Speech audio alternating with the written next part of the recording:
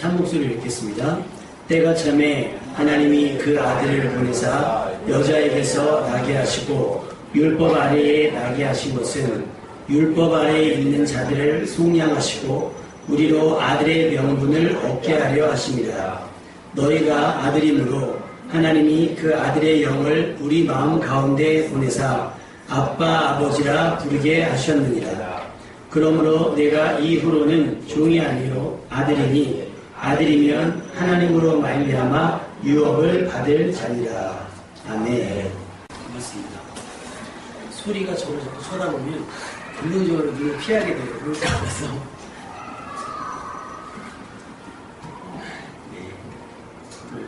네. 100% 나오기가 이렇게 힘든지 모르겠어요. 누가 오면 또 누가 안 오고, 누가 안 오면 또 누가 오고. 우리가 세워보면 100% 다 출석하면 18명이래요. 태기 아빠 포함해서. 거기에 이제 그 아빠 포함하면 19. 거기다 성은자매 신랑 포함하면 20되는 거예요. 언젠가 한번 딱 20명 채워서 예배드릴 수 있는 날이 오지 않겠습니까? 할렐루야. 네. 여러분들이 부지런히 애쓰시라는 얘기예요. 우리 아내분들의 역할이 큽니다. 그렇게 기도하시고 사모하시면 그런 때가 우리에게 허락되는 줄로 믿습니다. 네, 오늘 말씀의 제목은 관계를 회복하라고 하는 거예요. 관계를 회복하라. 여러분들 관계 좋으십니까? 남편과 가족들과 친구들과 이웃들과 관계가 좋습니까? 그 관계에 대한 이야기를 해보려고 하는데 하나님과 우리의 관계에 대한 이야기입니다. 물론 영상을 하나 봐야 되는데 영상이 자막이 너무 조그매가지고 제가 이제 그냥 말로 설명을 할게요. 카페에도 올려놨거든요. 태국에서 그 광고로 쓰인 장면인데요. 아빠하고 딸이 같이 삽니다. 근데 이 아빠가 그 청각장애인이세요. 그러니까 듣지도 못하고 말도 못하는데 아이에게는 굉장히 자상하고 어찌됐건 의사소통을 위해서 최선을 다합니다. 그런데 아이는 그런 아빠가 부끄러운 거예요. 그런데 설상가상으로 친구들이 그 사실을 알고 친구들이 놀리기 시작합니다. 왜 우리 어릴 때 왜 등에다 테이프 같은 거 스티커 붙이는 장난하는 것처럼 얘 아빠는 바보 장애인 해가지고 아이 등에다 붙이고 교실 칠판에 막 얘네 아빠는 바보 장애인이라고 딱 써서 붙여놓고 아이를 놀리기 시작을 하는 거예요. 그래서 이 아이가 맨날 싸우다 이제 지치니까 겉돌기 시작하는 겁니다. 그러던 어느 날 이 아이가 해서는 안 될 극단적인 선택을 하고 맙니다. 자해를 하게 됩니다. 그런데 하필 그날이 그 아이의 생일이에요. 근데 아이는 방 안에서 나오질 않고 있는데 아빠는 케이크를 앞에다 놓고서 수화를 이제 아이에게 의사표현하는데 어떻게 하냐면 아빠가 장애인이어서 미안해. 아빠가 너를 떳떳하게 하지 못해서 미안해. 그런데 아빠는 너를 너무 많이 사랑한다. 근데 막 그렇게 연습하고 있는데 그 왜 그런 싸한 느낌들이 있잖아요. 그래서 방문을 열어보니 아이가 자해를 해버린 거예요. 그래서 이 아이를 안고 그냥 길에서 택시 병원 가려고 기다리는데 뭐 차가 옵니까? 부랴부랴 갔는데 피를 너무 많이 흘려가지고 수혈을 해야 되는 거예요. 아빠가 의사를 붙잡고 막 울면서 얘기하는 거예요. 제 피를 쓰십시오. 제 피를 쓰십시오. 펑펑펑 울면서. 그리고 나서 장면이 어떻게 바뀌냐면 그 아이, 자해했던 아이가 눈을 뜹니다. 아빠는 이렇게 잠들어요. 그래서 비로소 그 연결이 됐을 거 아니에요. 핏줄이 이렇게 빼는 피가 다시 자기한테 들어오는 걸 이제 보고 나서 펑펑 울면서 아빠의 손을 딱 잡아주는 거예요. 여기서 깨닫고 싶은 건 뭐냐면 혹시 여러분 이 철없는 아이의 마음은 혹시 이해가 됩니까? 여러분 가족에 대해서 가끔 부끄러움 같은 거 혹은 그런 부분에 대해서 기피하는 부분들이 없지 않아 있을 겁니다.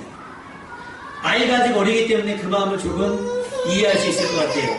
이해 못하는 것도 아닙니다. 그렇다면 한 가지, 그 아버지의 마음은 여러분 이해가 되십니까? 아버지의 마음. 그 아빠의 마음은요, 내가 아빠가 돼보니까 바로 이해가 되는 게 아니더라고요. 아빠가 되고 나서도 시간이 한참 흐른 뒤에 조금 이해할 수 있어요. 그런데 더 안타깝고 슬픈 건 뭐냐면 아버지의 마음을 조금 깨닫고 이해하는 순간 대부분 후회하기 시작이 됩니다. 진작 잘할 걸. 좀 더 잘할 걸. 여러분 이런 후회를 하지 않기 위해서라도 지금부터 여러분의 관계를 새롭게 하려는 노력 필요한 줄로 믿습니다. 여러분이 하는 말들, 하는 행동들이 여러분의 가족들, 특히 부모님의 마음을 서운하지 않게 할 수 있기를 부탁을 드립니다. 누가복음 15장 말씀에 보면 탕자 이야기가 나옵니다. 남부럽지 않은 넉넉한 집안의 둘째 아들 이야기인데요. 아버지에게 자기의 몫의 재산을 받아서 먼 나라에 가죠. 뭐 자기에게는 계획이 있었을 것이고 어떤 뜻이 있었겠지만 결과는 어떻게 됐냐면 허랑방탕하게 해서 그 돈을 다 허비하게 되었다는 거예요.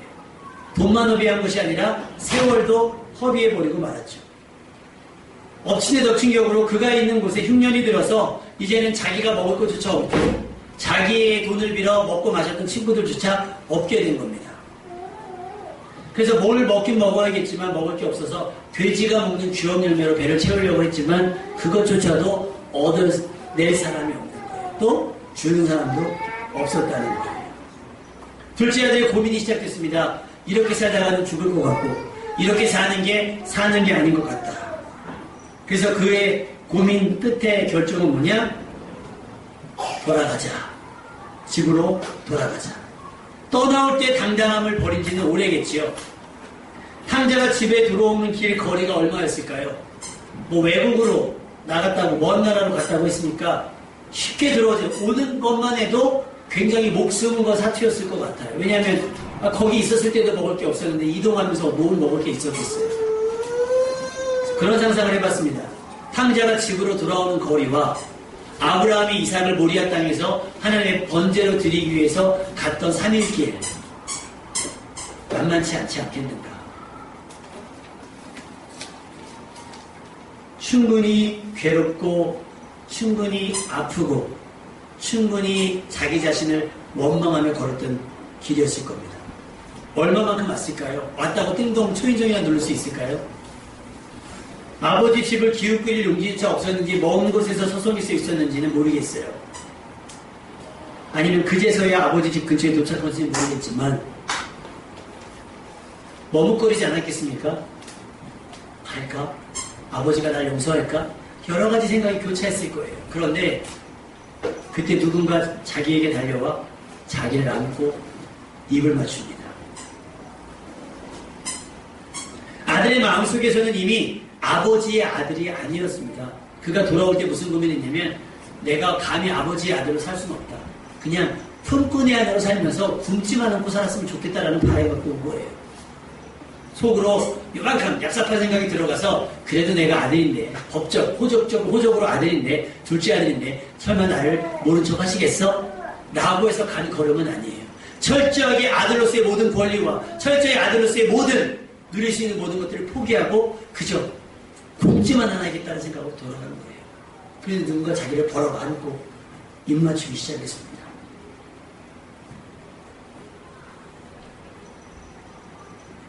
그런데 아버지의 생각은 달랐던 것 같아요. 둘째 아들이 자기에게 와서 자기 몫의 재산을 요구했을 때 서운했겠죠. 또 속으로 이 녀석 하면서 야단을 쳤겠죠. 근데 안 준 건 아니거든요. 줘서 보냈어요. 그러면 아버지의 마음으로서요. 그래, 네가 그거 가지고 잘 되나 보자. 이런 생각이었을까요? 부모님의 마음은 그렇지 않을걸요? 그래, 어떻게 좀 한번 해봐라. 한번 해봐라. 했을 겁니다. 아버지에게는 의기양양하게 자기에게 와서 재산을 요구했을 때나 폭삭망해서 초라한 거지의 모습으로 거지꼬르라고 집에 돌아왔을 때나 변함없이 아들이었다는 거예요. 단 한순간도 아버지의 아들이 아닌 적이 없었다는 얘기입니다. 아버지의 관심은 나 같은 아이들이 언제나 돌아올까?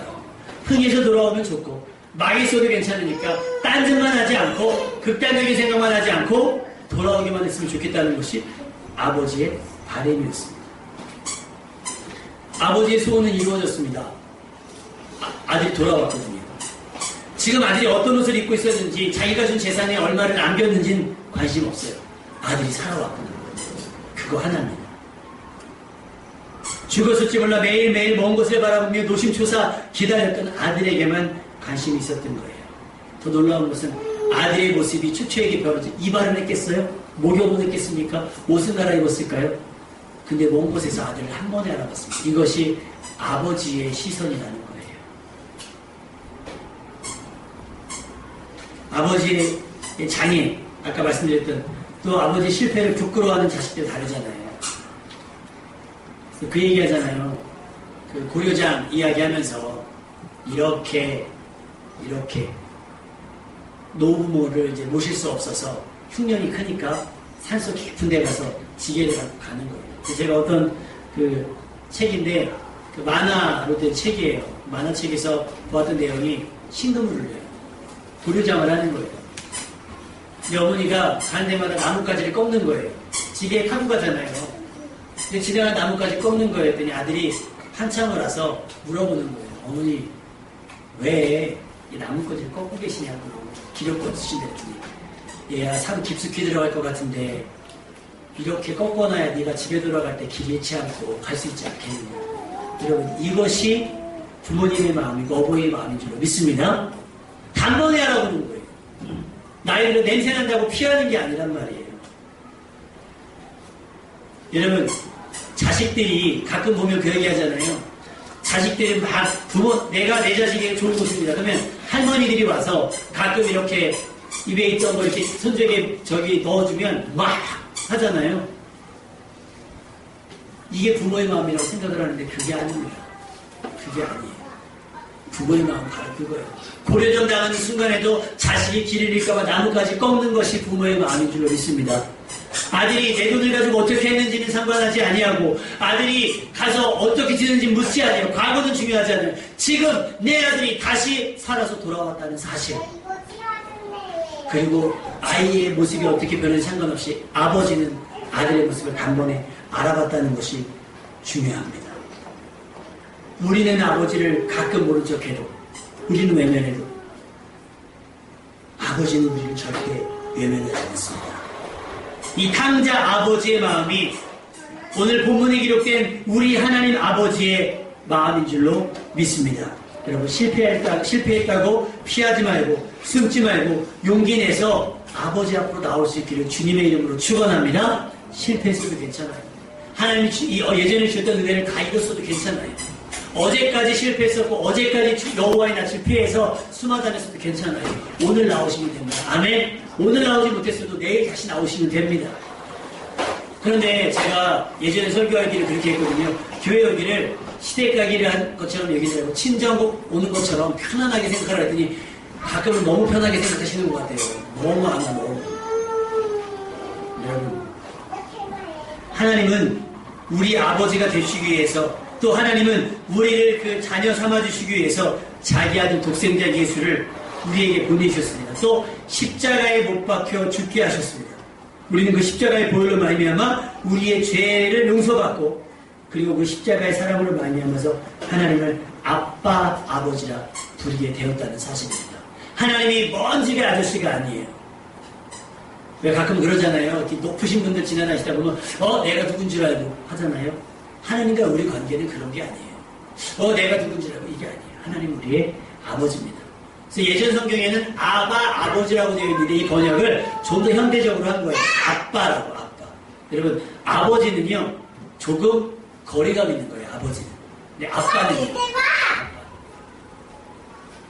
아빠는 더 친근감 있는 거예요. 그렇지 않겠습니까? 아들이 혹 아이가 아버지 이거 굉장히 어려운 일입니다. 그죠? 근데 더 어려운 조치가 뭐예요? 아버님. 여러분에게 하나님은 아버님입니까? 아버지입니까? 아빠입니까? 아빠 되시기를 주님의 이름으로 축원합니다. 우리가 부모님 앞에서 공손해질 때는 둘 중에 하나예요. 잘못한 게 있거나 필요한 게 있거나. 그렇죠? 여러분이 하나님 앞에 나와서 엎드릴 때는 둘 중에 하나입니다. 잘못한 게 있거나 필요한 게 있거나. 친근하셔야 되지 않겠어요? 가끔 제가 아이들 야단칠 때가 있어요. 그런데 다현이는 야단을 치면 상처를 좀 깊게 받아요. 근데 하연이는 자기가 잘못한 걸 알면 계속 아빠를 불러요. 말을 시켜요. 저 화가 나면 막 소리를 지르니까 막 야단을 치니까 말을 안 할 거 아니에요. 그러면 하연이는 아빠 그런데요. 오늘 있었던 얘기를 막 주절주절 얘기를 해요. 그러면 제가 대답을 안 하잖아요. 화가 나 있으니까. 그러면 계속 물어요. 아빠 제가 그랬다니까요. 아빠 얘기해요. 그러면 마음을 뭉클해요. 이게 자식이구나. 그런 아이 보고 뻔뻔하다고 얘기할 부모가 있겠습니까? 사랑받고 싶은 거예요. 여러분 하나님을 어떻게 보십니까? 아바마마 이것도 아니잖아요. 뭐라고요? 아빠라고요. 아빠. 그 아빠라는 호칭을 하기 위해서 예수님께서 십자가 지셨다니까요. 아빠라고 부르게 하기 위해서 하나님께서 독생자 예수를 우리 가운데 보내주신 거예요. 그리고 우리는 믿음으로 그 자녀의 권세를 획득한 겁니다. 요한복음 1장 12절 말씀, 영접하는 자고 그 이름을 믿는 자들에게는 하나님의 자녀가 되는 권세를 주신 거예요. 믿음 아니고서는 하나님을 아빠라고 부를 수가 없는 거예요. 무슨 얘기 있잖아요. 부흥회 갔더니 며느리가 시어머니를 전도해서 간 거예요. 하여튼 최선을 다해 전도를 간 거예요. 그랬더니 며느리가 기도하잖아요. 아버지 기도하니까 자기도 기도는 해야 되겠으니까 사랑하라 사랑하라 그렇게 기도했대잖아요. 며느리 아버지니까 자기에게 사도시잖아요. 사랑하라 사랑하라 그렇게 기도했다는 거예요. 순수하잖아요. 여러분 우리가 하나님을 아버지를 부르기 위해서 하나님께서 치르신 대가가 얼마나 큽니까? 근데 우리는 왜 이렇게 거리감을 두는 거예요? 점점 더 예수님이 십자가에 지셨을 때 사람들이 예수님을 조롱했단 말이 뭔지 압니까? 마태복음 27장 40절 말씀에 내가 만일 하나님의 아들이어도 내려와라 그랬어요. 내려와라. 왜 예수님께서 늘 이렇게 아버지께서 일하신 나는 야 제가 뭔데 하나님을 감히 아버지라고 부르냐. 이스라엘은요 성경을 쓸 때도 야훼라는 말을 쓸 수가 없었어요. 야훼라는 말을 쓸 수가 없었어요. 감히 누구도. 그래서 성경을 필사하다가도 여호와라는 말이 나오면 멈추는 거예요. 가서 목욕하고 와서 다시 쓰는 거예요. 세부수로 쓰는 겁니다. 그래서 여호와라는 말을 함부로 부를 수가 없어서 뭐라고 그러냐 아도나이라고 부르는 거예요. 주인 아도나이. 여러분 생각해 볼 수 있기 바랍니다. 그런데 그런 분위기 속에서 하나님을 아버지라고 불렀으니 이건 파격도 이런 파격이 없죠. 금기입니다. 금기. 하나님의 이름을 그렇게 부르다니. 그러니까 조롱하는 것입니다. 너 하나님의 아들이라면 내려와보라고 조롱하는 거예요.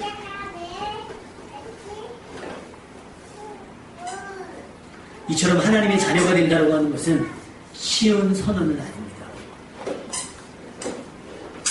하나님과 자녀가 된다는 것 자체가 엄청난 사건입니다. 왜? 자녀가 된다는 건 다시 말하면 상속권이 있다는 얘기거든요. 상속자가 된다는 얘기입니다. 로마서 8장 17절 자녀이면 또한 상속자 곧 하나님의 상속자요 그리스도와 함께하는 상속자니 라고 있어요. 이 어마어마한 혜택을 두고도 고민할 여지가 있습니까? 하나님 나라를 상속받을 수 있는데 고민할 여지가 있습니까? 영접하기만 하면 돼요. 여러분의 믿음으로 반응하면 돼요. 여러분의 믿음으로 말미암아서 하나님의 자녀가 되는 권세를 얻을 수 있게 된다라고 하는 거예요. 그런데 그게 쉬운 일이 아니에요. 왜? 영접하는 순간 이제는 하나님의 자녀로서의 혹독한 삶을 각오해야 되기 때문입니다. 지금은 구누나 소리나나 다 예쁘죠? 울어도 이쁘잖아요. 똥 싸도 이쁘잖아요. 초등학교 갔는데도 똥을 싸고 애들은 산수문제 다 푸는데 못 풀면 그때까지 이쁘겠어요? 아니요. 그때는 이제 자녀로서 내 부모님의 자녀로서 최소한의 도리는 해야 돼요. 꼴찌하면 안 되잖아요. 그렇죠? 내 부모를 창피하게 해서 안 되니까. 그 아이들 삶은 고단해지기 시작하는 거예요. 근데 그 혹독함이 우리의 유익을 주잖아요. 우리 자녀들에게 공부하라고 잔소리할 때 항상 붙는 말이 있어요. 야! 나 잘 되라고 하냐? 너 잘 되라고 하지? 그렇게 혹독한 겁니다. 지금 소리 몇 시간 자요 하루에? 그죠? 하루에 반 이상은 자는 거죠. 그리고 키움에서 뭐예요? 공부합니까? 공부해요? 영어, 단수 가르쳐요? 아니죠? 그냥 먹고 자고 싸는 거예요. 종일 그거 하는 거예요. 먹고 자고 싸는 거. 그렇지 않겠습니까? 먹고 자고 싸는 거. 그런데 걸으려면 넘어지기도 해야 되지 않겠어요? 낯가린다고 지금 소리가 낯가린다고 계속 피할 수는 없는 거잖아요. 커서도 낯가리면 어떻게 해요? 면접 보러 가는데 오 저거 보는 사람이야. 이럴 수는 없는 거 아니에요. 그죠? 그러니까 자꾸 새로운 환경에 부딪히게끔 하는 거예요. 산수 못한다고 가만둡니까? 전쟁을 치릅니다. 저희는 막 산수, 구구단. 근데 시간 지나면 다 하더라고요. 근데 다른 애들보다 못할까봐 마음이 분주한 거예요. 가르쳐야 돼요. 막 해야 돼요.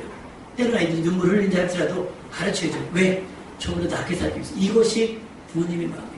하나님이 우리에게 요구하신 건 뭐예요? 잘 살으라는 거예요? 아니잖아요. 돈 많이 벌어오래요? 아니잖아요. 그건 우리 욕심이잖아요. 하나님은 뭐예요? 우리 거룩하라고 말씀하십니다. 아멘? 거룩은요, 가난해도 할 수 있고, 부자에도 할 수 있어요. 근데 우리는 그 거룩함보다 뭐예요? 부자 되려고 합니다. 탕자처럼. 그냥 아버지 아들로 집안에 있었으면 괜찮은데 뛰쳐나가는 거예요. 빈손으로 나가는 것도 아니고 뭘로? 아버지 재산 받아서 나가는 거예요. 철이 들었다는 건 뭘까요?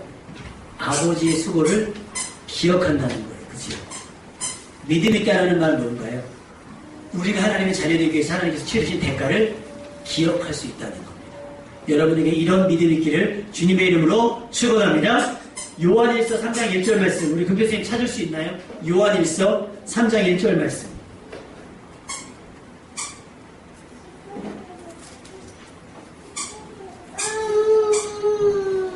요한일서 한번 성경 찾아보시겠습니다. 요한일서 3장 1절.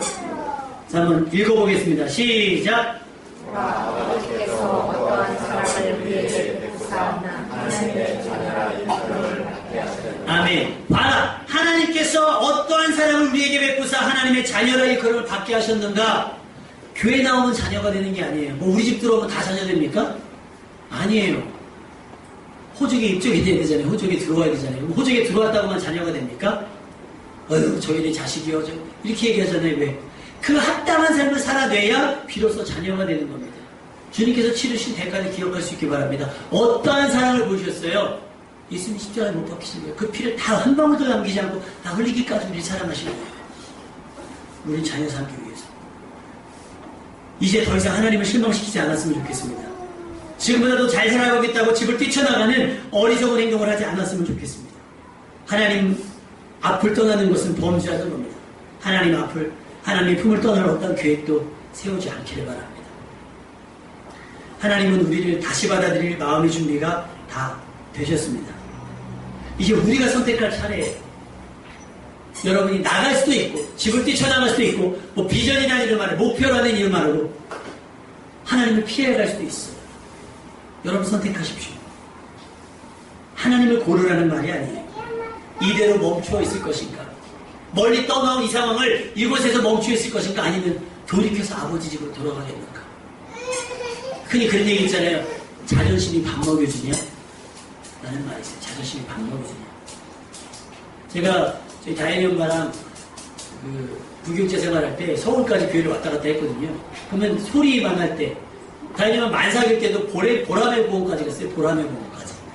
그래서 보라매 공원까지요. 전철은 정확하게 53분 걸립니다. 그리고 우리 서원자매하고 제 생각은 알지만 또 독산역에서 내려서 걸음으로 또 솔직히 뭐 가까운 거리는 아니잖아요. 그렇죠? 한 10분 넘게 걸려요. 그러면 집에서 출발하면 약 1시간 10분에서 1시간 20분 거리가 걸려요. 가는 거예요. 물론 하나님은 오산에 있는 교회도 계세요. 근데 우리가 섬기는 교회니까 가는 거란 말이에요. 그럼 몇 시에 가는지 아십니까? 가면 또 차량 운행해야 되거든요. 저쪽 동네까지. 제가 왜 차량 운행 싫어하는지 아시죠? 저쪽 동네까지 가야 돼요. 여기서 장로님이 오산교회 새벽기도를 다녀오시면 식사도 못 하시고 6시 반쯤에 우리를 태우셔서 오산대역까지 내려주시는 거예요. 한 가정 교회 보내시겠다고 장로님 쉬지도 못하시고. 그럼 우리가 여기서 6시 57분 혹 7시 3분 차를 타고 교회 가요. 그럼 8시 한 10분 내에 도착합니다. 그러면 8시 10분에 막 만삭이 무슨 애기 교만한 아이를 빈 교회에 아무도 없는 교회에 내려주고 저는 그때 차량을 내려서 옵니다. 9시까지 교회를 다시 와야 되니까. 그렇게 가는 거예요. 여러분, 하나님의 자녀로 사는 거, 나는 목사니까, 나는 전도사니까 그렇게 살아도 되고, 여러분은 그렇게 살면 안 되는 게 아니에요. 돌아오는 길이 얼마나 힘든 길인지 아시겠습니까, 여러분? 하나님 앞에 예배하러 가는 길이 수월한 길은 아니에요. 그런데 가야죠. 왜? 아버지가 계신 곳이니까. 할렐루야. 남의 집에 들어가가지고, 저 잠깐 들렸는데요. 할 수 있습니까? 그것도 한두 번 그럴 수 있습니다. 아버지 집, 아버지 계신 곳으로 가야 되지 않겠습니까? 머뭇머뭇하지 마세요. 쉬운 길 아닙니다. 어려운 길입니다. 불편한 길입니다. 근데 가셔야 돼요. 그래서 하나님의 자녀된 권세가 회복되어야 된다는 거예요. 하나님이 여전히 기다리실 거예요. 그 기다림은 끝이 없습니다. 하지만 그 전에 반드시 심판이 날 겁니다. 그러니까 하나님은 기다리실 건데 그 기다림의 끝이 언제인지 몰라요. 하나님은 계속 기다리실 거예요. 여러분이 돌아오기까지. 근데 문제는 그 전에 심판이 난다는 거예요. 심판이 난다는 거예요. 뒤로 돌아보지 않고 주님 곁으로 오셔야 돼요. 그래서 그 심판을 피할 수가 있는 겁니다. 늦지 않은 것 같아요. 여러분과 여러분의 남편, 여러분의 가족, 여러분의 부모, 여러분의 형제, 여러분의 친구, 하나님과의 나의 관계 어떻게 하겠습니까? 말씀해주면 관계를 회복하는 거예요. 어떤 관계를 회복하겠어요? 아바마마로 회복하시겠어요? 아버님으로 회복하시겠어요? 아버지로 회복하시겠어요? 아빠로 회복하시겠어요? 아까 제가 하연이 얘기했죠? 하나님 침묵하신다 할지라도 하나님,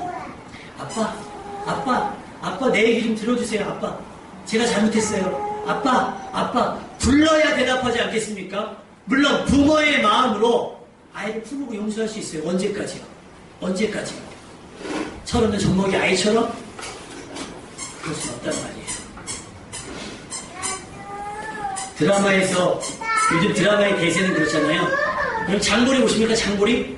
오늘 대단원에 막을 내리는 하인이가 자꾸 물어봐요. 아빠 이거 어떻게 된 거예요? 제가 대답합니다.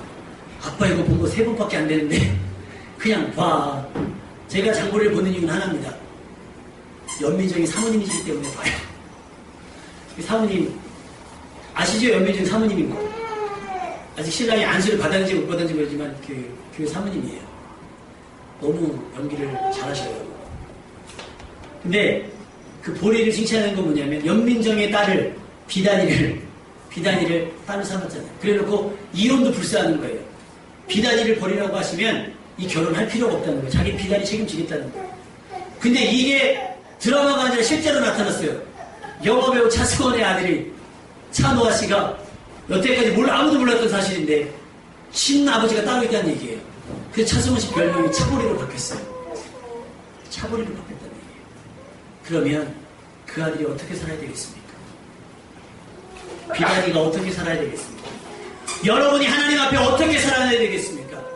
여러분은 자녀 삼아주셨다고 하면, 이런 우리를 자녀 삼아주셨다고 하면 친자 아니니까? 뭐가 아니니까? 여러분 이제 하나님 말씀 안에서 새로워짐으로 말미암아 하나님의 자녀로서 합당한 삶을 살아낼 수 있기를 주님의 이름으로 축원합니다. 더 늦기 전에, 하나님의 관계가 더 불편하기 전에 아빠 부르며 주님 앞에 설 수 있는 여러분 되시기를 주님의 이름으로 축원합니다.